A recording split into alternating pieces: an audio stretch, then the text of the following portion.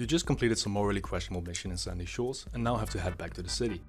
You drive this way as it is the most direct route towards the city, but after only seconds of driving you can't help but notice there's an airport right next to you. So you wonder, is it faster if I just keep driving, or should I get out and steal one of the vehicles that spawns on the airport? This is what will be answered in this video.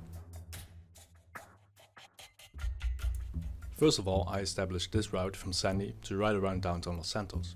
Both the car run and the air vehicle runs will start the same and only deviate once the car turns onto the airport. The nice thing about this specific testing video is that while driving towards the airport you can actually see what air vehicle will spawn. So by doing this testing I can actually tell you whether it will be worth it to take one of the 9 available vehicles that can spawn here. Of the 9 vehicles that can spawn here, I can immediately disregard a number of them. First of all, the Velum and the Mammothus, which spawn inside the hangar, are notoriously slow, with the Velum most known for that dreadfully long setup mission of the Kaiperico heist. Then secondly, the planes that can spawn on the runway. We only have 2 viable options out of 3, with the Titan having a top speed right in between the Velum and Mammothus, along with its giant size making it very unsuitable for getting anywhere quickly. This leaves us with the Luxor, which actually has a really nice top speed, and the Mallet, which barely beats the previously mentioned planes top speed wise, but can take off much quicker, which is an essential part of this test. Then thirdly, we have the helicopters that can spawn on the helipad. Out of 4 options, there are 2 viable options with the Maverick and the Buzzard, which both have respectable top speeds. On the other hand, the Cargobob and the Annihilator that can spawn here as well have very low top speeds compared to the helicopters and even the car we will be testing. For our first test we are going to set a base time with the Banshee GTS.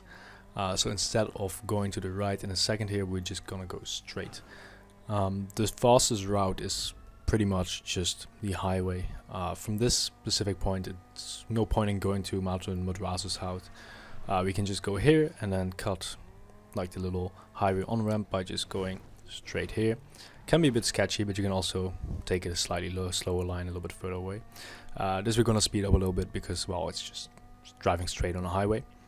In a second here we're gonna do a trick. If you watched one of the shortcut videos, or like I think it made a separate video for it, you will see that this is actually faster, just a tiny bit, but due to the brake boost you get here, it's a little bit faster than just going on the highway normally.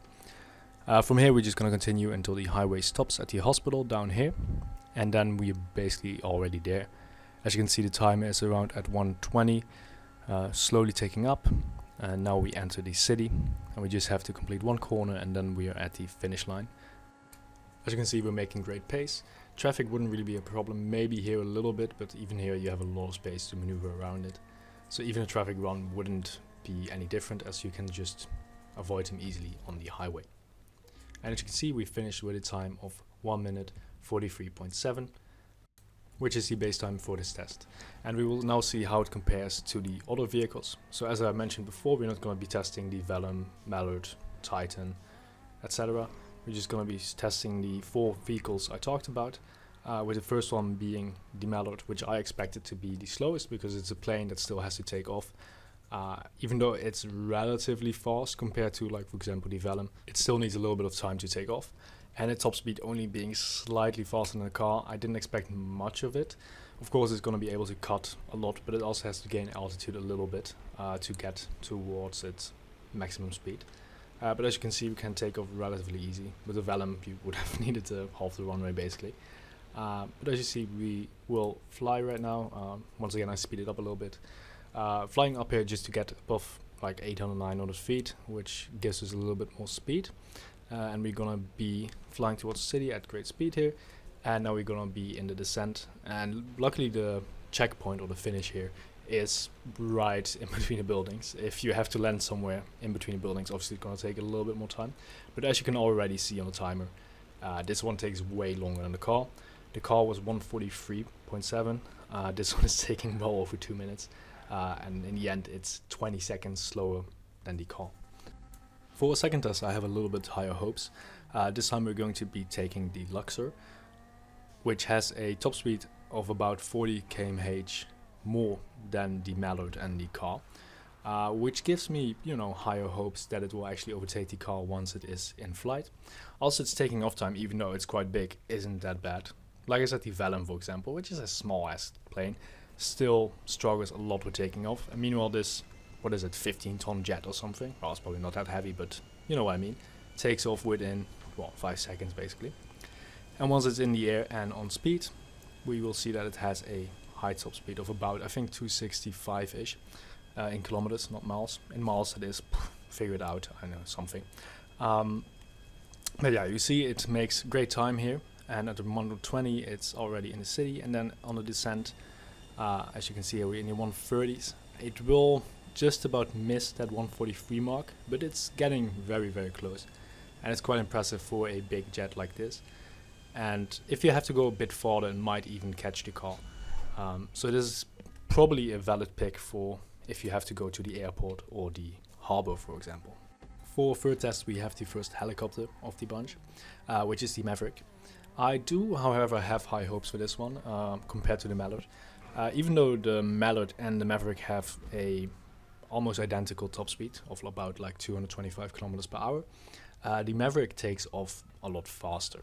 As you can see here, you get in, it turns on, and you're off the ground when I stop talking right now. Perfect.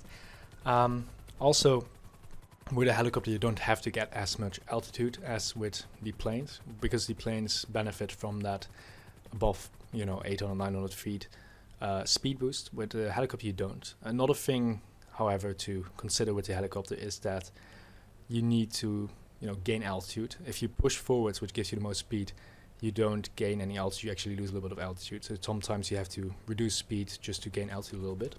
But yeah, in the last stretch we can go down, and we see that, we already passed that 143 mark. But it's getting there a bit faster than the Mallard, as you can see, with, 12-ish seconds compared to the 20 seconds lost with the Mallard. For our fourth test, we have the Buzzard, specifically the weaponized Buzzard, which makes it a very fun vehicle as well, because on the way you can blow up cars or enemy players. Also, you can use it in a defensive capacity. If someone is chasing you, you can just blow them up real quick and go on your way, which is a good advantage. In this test, we have the unweaponized Buzzard, but in real scenarios, the weaponized spawns. For top speed, it doesn't really matter if it's weaponized or not. The top speed is about 10 km/h faster than the car, or about 8 faster than the Mallard and the Maverick. So I have high hopes for this one, because as you saw, the Maverick came a lot closer than the Mallard. So for this Maverick, I have high hopes that it might even beat the car. And as you can see here, we're on the descent, and we are getting quite close to the 143. And as you see, it's ticking up there quite slowly, but it's getting there. And it arrives with 142.6, but you saw it was quite a crash landing. So this is basically the same time as the car, which makes it actually the only air vehicle that actually beat the car.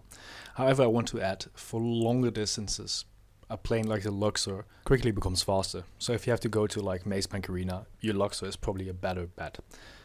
For planes like the Mallard, I wouldn't recommend them, same for the Titan, Vellum, etc. Because the difference is just too much, and the top speed doesn't really compensate enough to make it worth it. For the Maverick, I would, however, recommend it at some point. So if you have to go to the airport or a specific spot within the port, you should definitely consider taking the Maverick. But for shorter distances, just take your car or the Buzzard if it is available.